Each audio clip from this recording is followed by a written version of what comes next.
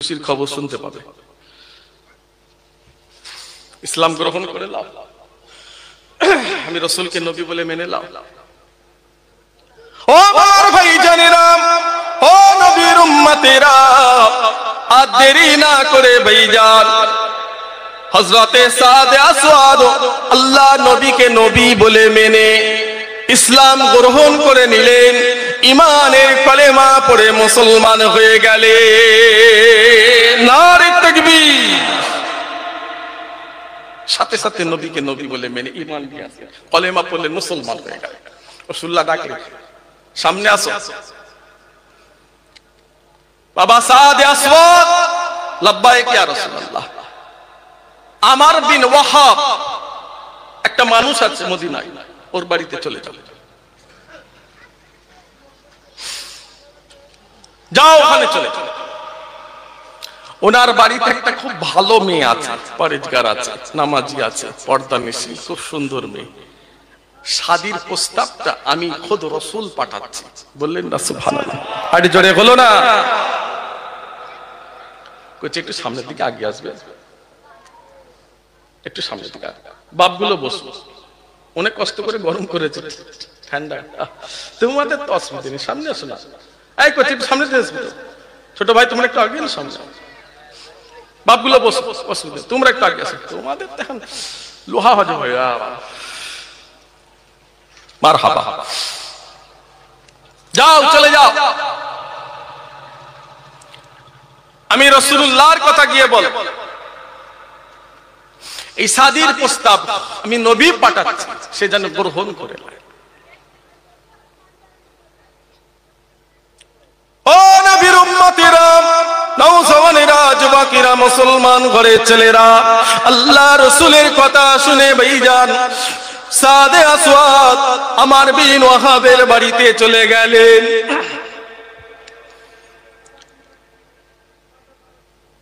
আল্লাহ নবী আমাকে পাঠিয়েছেন, আপনার বাড়িতে একটা সুন্দরী মেয়ে আছে, পরেজগার মেয়ে, তার সঙ্গে আমার শাদী দিবার অনুমতি রাসূলুল্লাহ দিয়েছে।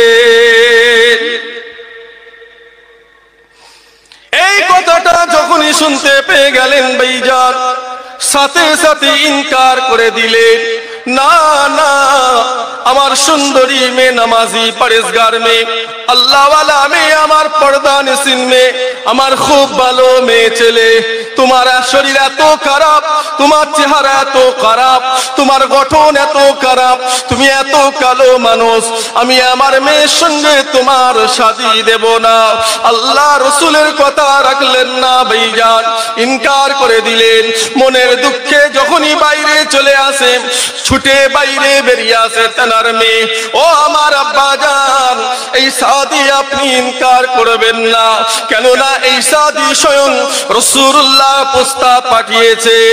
আমরা ধ্বংস হয়ে যাব, আমরা শেষ হয়ে যাব, খবরদার এই শাদী আপনি ইনকার করবেন না।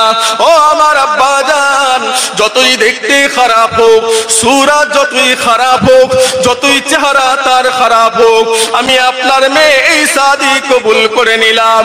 সাদে আসওয়াদের সাথে আমি বিবাহ বন্ধনে আবদ্ধ হয়ে যেতে চাই। ভালো মেয়ে ছেলে, খুব পরেজগার মেয়ে ছেলে। যার বাড়িতে আল্লাহ আগে মেয়ে সন্তান দেয়, আল্লাহর রহমত ওই বাড়িতে চলে আসে। জোরে বলুন, আর জোরে হলো না? একটা জান্নাতের মালিক, মেয়ে কার আগে, মেয়ে আগে দুনিয়া এসেছে? আপনাদের মধ্যে কার হাত তোলেন তো দেখি,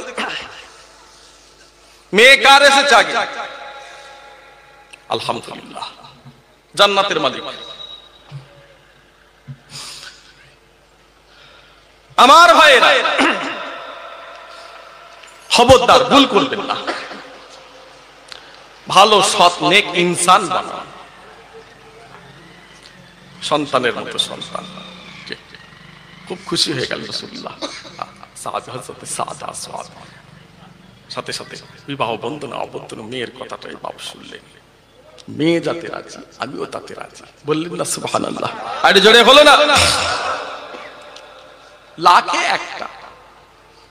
যদি এখানে ইসলামের কানুন থাকতো আমি বলতাম মেরে দাও, পাথর মেরে শেষ করে দাও।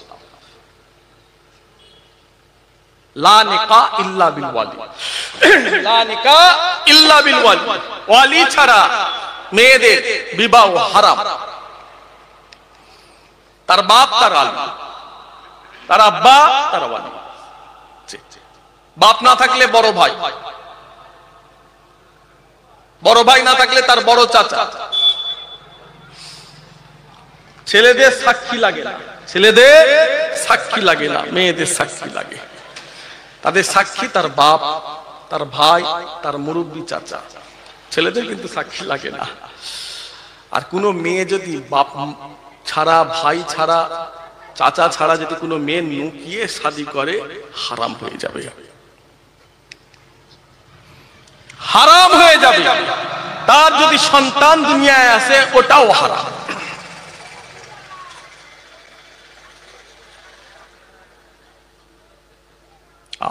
রাসূলুল্লাহ কত ভালোবাসতেন মানুষকে, কত ভালোবাসতেন। ইসলামের শিক্ষা, ইসলামের জ্ঞানগুলো রাসূলুল্লাহ দিয়ে গেছেন।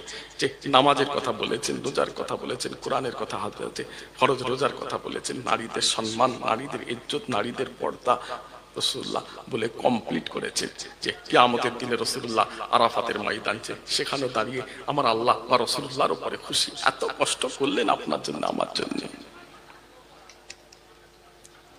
ও নবীর উম্মতেরা, নওজওয়ানেরা, যুবকেরা, মুসলমান ঘরের ছেলেরা, আল্লাহর রাসূল মদিনা শরীফে বসে আছেন ভাইজান। নবী আমার মদিনার মসজিদ, মসজিদে নববী শরীফে আল্লাহর রাসূল বসে আছেন, সাহাবারাও বসে আছেন। নবী আমার মদিনার মেয়েদের বললেন, ইয়া মাসারান নিসা, ও মদিনার মেয়েরা, তাসাদদাকনা, তোমরা সাদকা দাও। ও মদিনার মেয়েরা, বেশি বেশি করে সাদকা দাও, কেননা আল্লাহ তোমাদের উপরে নারাজ, আল্লাহ তোমাদের উপরে নারাজ হয়ে গেছে। আমি রাসূলুল্লাহ